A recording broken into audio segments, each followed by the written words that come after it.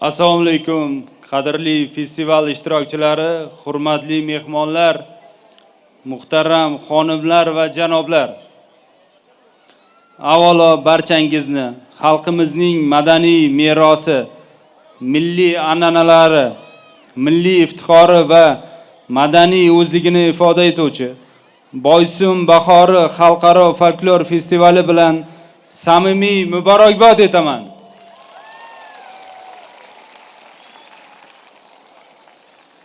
Ushbu nufuzli tadbirda ishtirok etish uchun dunyoning 30 dan ortiq mamlakatidan, jumladan Xitoy, Rossiya, Kanada, Fransiya, Italiya, Polsha, Gretsiya, Germaniya, Yaponiya va Hindistondan kelgan qadrli mehmonlarimiz hamda hurmatli elchilarimiz va xorijiy vakolatxonalar vakillariga alohida minnatdorchilik bildiraman. Sizlarning bu zaminga tashrifingiz nafaqat festival nufuzini oshiradi, balki xalqlar o'rtasidagi do'stlik va madaniy muloqotni yanada mustahkamlaydi. Shuningdek, yurtimizning turli hududlaridan kelgan barcha ishtirokchilarga, folklor jamoalarga, san'atkor va hunarmandlarimizga tashakkur izhor etaman. Yana shuni ta'kidlash kerakki, tinch va osuda yurtda, farovon va barakotli zamonda yashab, shunday qutlug' ayyomda birga bo'lib turganimiz uchun shukronalar aytamiz. Muhtaram festival ishtirokchilari, bu yilgi bahor vohamizga, xususan Boysunga o'zgacha tarovat va go'zallik bilan kirib keldi. Shu ma'noda Boysunda bahorning o'zi xalqimizning madaniyati va an'analari bilan uyg'un holda bayram qilmoqda. Boysun bahori bu asrlar davomida shakllangan madaniy muhit va xalqimiz ruhiy boyligining yorqin ifodasidir. Ana shu noyob madaniyat muhit 2001-yilda UNESCO tomonidan insoniyatning nomoddiy madaniy merosi durdonasi sifatida e'tirof etilgan va 2002-yilda ushbu xalqaro folklor festivaliga asos solingan. Albatta, bu kabi e'tiroflar xalqimizning asrlar davomida saqlab kelayotgan madaniyatiga berilgan yuksak bahodir. Boysun bahori festivalining bugungi darajaga yetishi uning xalqaro miqyosda keng nishonlanayotgani eng avvalo muhtaram prezidentimiz Shavkat Mirziyoyev tomonidan madaniyat, san'at va milliy merosni asrash hamda rivojlanishga qaratilayotgan yuksak e'tibor va keng ko'lamli islohotlarning amaliy natijasidir. Qadrli ishtirokchilar, Boysunga qadam qo'ygan inson avvalo tabiatning betakror go'zalligini his qiladi. Zero Boysun degan nomning o'zi ham bejiz emas. U boy, serhosil, go'zal tabiati, qadrli tog'lar yurti degan ma'noni anglatadi. Lekin Boysunni haqiqiy noyob qiladigan jihat uning tabiati ortida yashiringan buyuk tarixi, an'analaridir. Masalan, bu zaminda joylashgan Teshiktosh g'ori insoniyat sivilizatsiyasining ilk bosqichlaridan darak beruvchi nodir makonlardan biri hisoblanadi. Ayni vaqtda Boysunda 50 dan ziyod yodgorliklar ro'yxatga olingan bo'lib, ularning askar qismida olib borilayotgan arxeologik tadqiqotlar Boysunning ahamiyatini yanada chuqurroq ochib bermoqda. Masalan, Bog'tar va So'x chegara devori, Uzundara, Qo'rg'onzor qal'alari, Darband devorlari ham shu qutlug' zaminda joylashgan. Ayniqsa, Uzundara qal'asi nafaqat mamlakatimiz, balki butun Markaziy Osiyo tarixida alohida o'rin tutadigan noyob yodgorlikdir.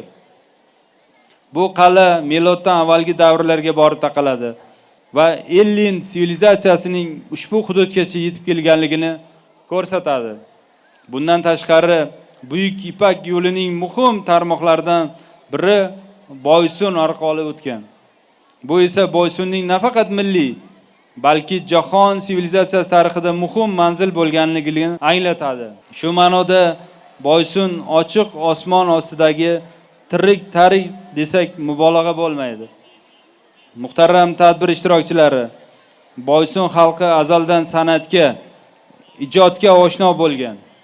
Shuning uchun bu yerda asrlar davomida saqlanib, avloddan avlodga yetkazib kelingan xalqimiz ma'naviy merosining eng buyuk namunalaridan biri Alpomish dostoni vujudga kelgan. Bu yerda baxshilar dumbira sadosi ostida Alpomishni kuylaydi. Boshqalar o'ziga xos raqsga tushadi va shu orqali tarixni faqat kuylab emas, his qilib yetkazadi. Bu zaminda o'zbek adabiyotini yuqori cho'qqilarga olib chiqqan buyuk ajdodlar Shukur Xolmirzayev, Usmon Azim, Erkin Azam, Olim Toshboyevlar yetishib chiqqani ham bejiz emas. San'atkorlar Shobirda Baxshi, Sayyora Qoziyevalar, shuningdek Shalola folklor ansambli esa Boysun san'atini olamga yoyganlar. Qadrli do'stlar, ana shu boy tarix, betakror tabiat va madaniyat negizida Boysun bahori xalqaro folklor festivali shakllangan. Shu sababli bu festival shunchaki bayram emas, balki baxshilar doston aytadigan, laparlar yangraydigan, milliy o'yinlar jonlanadigan, millatlar do'stlashadigan bayramdir. Azizlar, bugun dunyo juda tez sur'atda o'zgarmoqda. Globallashuv jarayonlari ayrim xalqlarning o'zligini, madaniy ildizlarini yo'qotish xavfini ham keltirmoqda. Shuning uchun ham Boysun bahori kabi festivallarni faqat bayram emas, balki mas'uliyat sifatida o'tkazishimiz kerak bo'lgan tadbirdir. Mamnuniyat bilan e'tirof etish lozimki, bugungi kunda Boysunni rivojlantirishga qaratilgan ishlar yangi bosqichga chiqmoqda.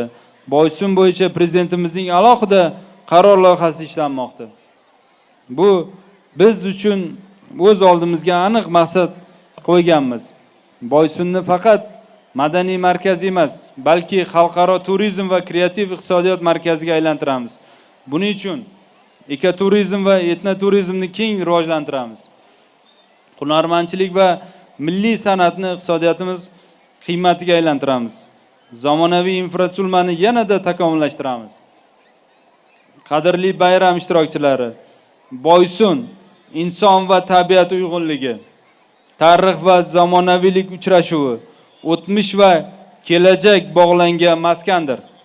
Ishonamanki, Boysun bahori xalqaro folklor festivali xalqlar o'rtasidagi do'stlikni yanada mustahkamlab, madaniyatlarni yaqinlashtirib, insoniyatni birlashtiruvchi katta maydonga aylanib boradi.